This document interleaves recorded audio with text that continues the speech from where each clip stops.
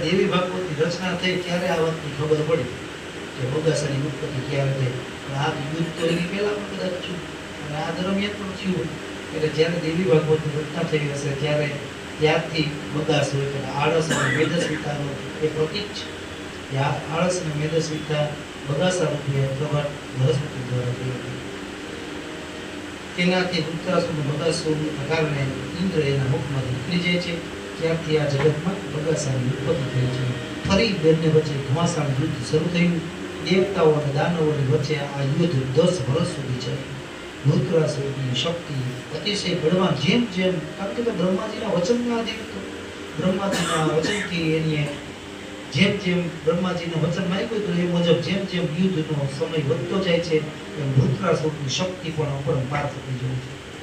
10 વર્ષ દરમિયાન એ અતિશય બળવાન બની ગયો અને તેના તેજથી અને એને એટલી બધી તેજસ્વીતા એની અંદર આવી ગઈ હતી કે જેમ જેમ યુદ્ધ થતું જાય છે એ વૃત્રાસુરનું બળ વધતું જાય છે અને દેવતાઓ બધા શિથિલ બનતા જાય છે. એની ઇન્દ્રિયો કામ કરતી બંધ થવા લાગી છે અને આના તેજના પ્રભાવથી ઇન્દ્રનો પરાસ્ત થયો છે. પરાસ્ત થતા દેવતાઓ યુદ્ધભૂમિ છોડી અને જતા રહ્યા. વૃત્રાસુરે સ્વર્ગ ઉપર કબજો મેળવી લીધો.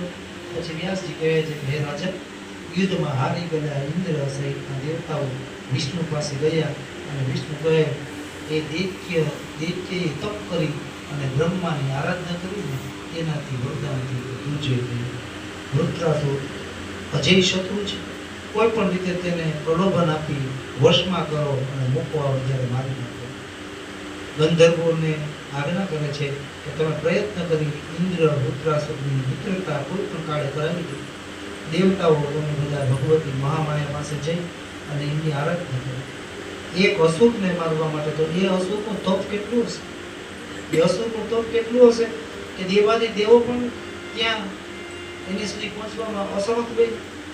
એટલા માટે યોજના ઘડવામાં આવી. વિષ્ણુ પરમાત્મા પાસે જઈ અને બધાએ વાત કરી એટલે વિષ્ણુ ભગવાને કીધું કે તમે માં જગદંબિકાના આરાધના કરવા જાઓ અને ગમે એમ કરી અને ગંધર્વોને આજ્ઞા કરીને મોકલ્યા કે તમે કોઈ પણ ભોગે વૃત્રાસુર અને ઇન્દ્રની મિત્રતા કરાવી દો. આ બંનેની મિત્રતા થઈ જાય એટલે કોઈ પણ કારણસર એને વશમાં લઈ અને પછી એનું પાસણ કાઢી નાખવાનું છે.